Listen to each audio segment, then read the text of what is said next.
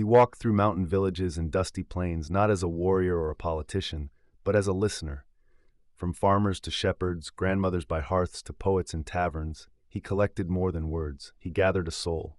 Before internet, before TikTok wisdom, before we called it stoicism, he lived it. And yet, almost no one outside Serbia knows his name. He traveled from Vojvodina to Kosovo, from the Drina to the Danube, not looking for fame, but for something much harder to hold, the wisdom of a people, of an ancient, stubborn, soulful people. He wrote it all down, one proverb at a time. His name was Vuk Karadžić, a linguist, a reformer, but most of all, a listener.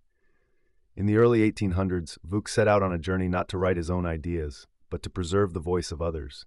He sat with elders under plum trees, listened at weddings, funerals, and firesides. He believed, if you want to know a people, listen to their sayings. Here are just a few.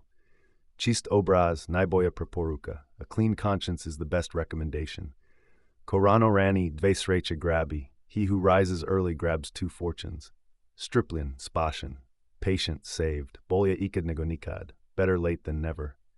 These are not just sayings, they are battle scars, lullabies, warnings, and winks from history.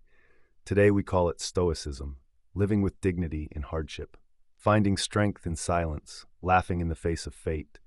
Vuk didn't invent these ideas, he preserved them, so that one day you, watching this from Toronto, Sydney, Chicago, or London, could remember where you come from.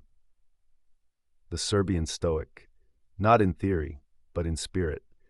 A nation lives as long as its language lives. Vuk Karadžić. In 1849, in Vienna, at an Armenian monastery, Vuk Karadžić published a 500-page book of Serbian folk proverbs. He spent years traveling, meeting common people, noble men, knights, and wrote down these proverbs. For the first time, there is an English translation.